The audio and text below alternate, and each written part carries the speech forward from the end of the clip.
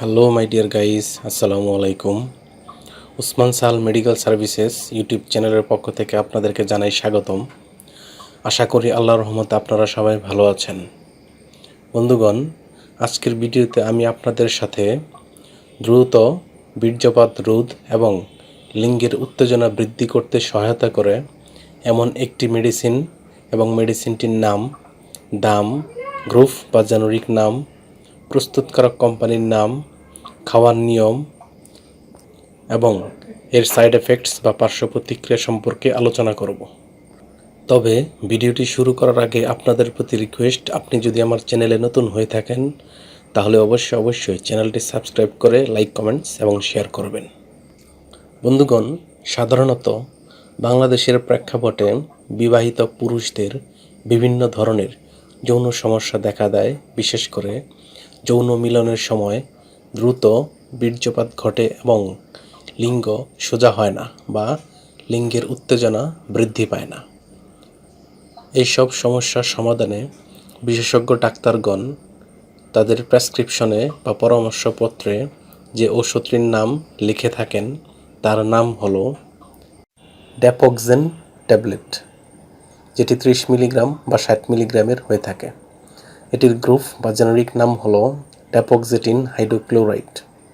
এটির উৎপাদনকারী প্রতিষ্ঠানের নাম হচ্ছে অপসনিন ফার্মাসিউটিক্যালস লিমিটেড।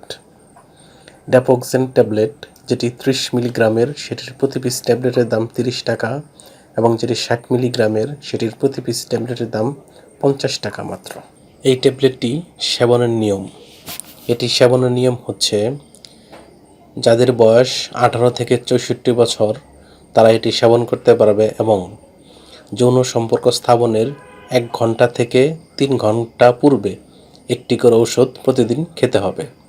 এখানে প্রথমে 30 মিলিগ্রামের ওষুধ খেতে হবে এবং কাজ না হলে পরে 60 মিলিগ্রামের ট্যাবলেট প্রতিদিন একটি খেতে হবে। এই ঔষধটি 18 বছরের নিচে এবং 65 বছর বয়সের উপরে কেউ খেতে পারবে না।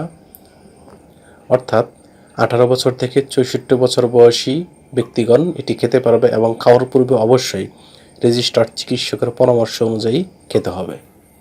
এই ওষুধটি খাওয়ার পর সামান্য কিছু সাইড এফেক্টস বা পার্শ্ব প্রতিক্রিয়া দেখা দিতে পারে, যেমন বমি বমি ভাব, মাথা ঘোরা, মাথা ব্যথা, ডায়রিয়া, পেটের নিচে ব্যথা, মুখ শুকিয়ে যাওয়া, ক্লান্তিবোধ, ঘুমহীনতা এবং উচ্চ রক্তচাপ হতে পারে। গর্ভাবস্থা এবং স্তন্যদানকালীন সময়ে মহিলারা এটি খেতে পারবে না, অর্থাৎ মহিলাদের জন্য এই ওষুধটি নয়, প্রযোজ্য নয় বা তারা খেতে পারবে না। এই ওষুধটি আলো ও তাপ থেকে দূরে 30 ডিগ্রি সেন্টিগ্রেড তাপমাত্রার নিচে সংরক্ষণ করতে হবে এবং শিশুদের হাতের নাগালের বাইরে রাখতে হবে। ধন্যবাদ।